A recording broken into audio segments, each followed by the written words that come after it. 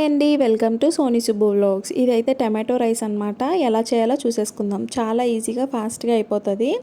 ఇప్పుడు మనం ఒక మిక్సీ జార్ తీసుకొని దాంట్లో కొన్ని టమాటోస్, మీకు ఎంత రైస్ చేసుకుంటున్నారో దాని క్వాంటిటీ టమాటో రైస్.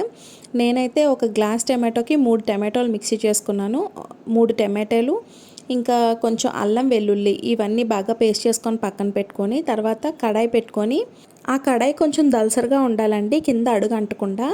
ఆయిల్ కొంచెం, నెయ్యి కొంచెం వేసుకొని దాంట్లో మసాలా స్పైసెస్ షాజీరా, ఇలాచీ, లవంగాలు, దాల్చిన చెక్క ఇవన్నీ బాగా చిటపట్లాడిన తర్వాత ఉల్లిపాయ, ఇంకా పచ్చిమిర్చి, ఇంకా మీకు నచ్చితే కరివేపాకు, పుదీనా ఇవన్నీ వేసుకొని బాగా బ్రౌనిష్ వచ్చేంత వరకు, ఆనియన్స్ గోల్డెన్ బ్రౌన్ వచ్చేంత వరకు ఫ్రై చేసుకోవాలన్నమాట. ఆ తర్వాత 2 టమాటోలు బాగా చిన్న చిన్న పీసెస్ కింద కట్ చేసుకొని ఆ ప్యాన్లో వేసుకొని సిమ్లో పెట్టుకొని ఫ్రై చేసుకోండి. టమాటాలు మగ్గిన తర్వాత మనం ఏమైనా వెజిటేబుల్స్ ఉంటే వేసుకోవచ్చు. నేనైతే పొటాటోస్ వేసుకున్నాను.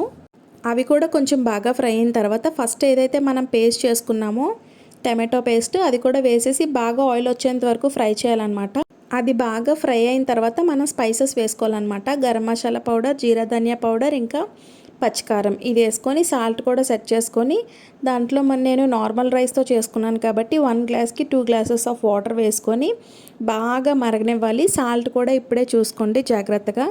సో బాగా తెరలకాగిన తర్వాత మనం ఏమైతే బియ్యం నేను ఒక 1 అవర్ ముందు నానబెట్టుకొని పెట్టుకున్నాను, ఆ బియ్యాన్ని కూడా వేసుకొని లిడ్ క్లోజ్ చేసుకొని బాగా ఉడికించుకోవడమే. సిమ్లో పెట్టుకొని లేదంటే మీడియం ఫ్లేమ్లో పెట్టుకొని ఇలా కంప్లీట్గా ఉడికిపోయిన తర్వాత పైన కొంచెం కొత్తిమీర చల్లుకొని కొంచెం అటు ఇటు తిప్పేస్తే టమాటో రైస్ అయితే రెడీ అయిపోయిందండి.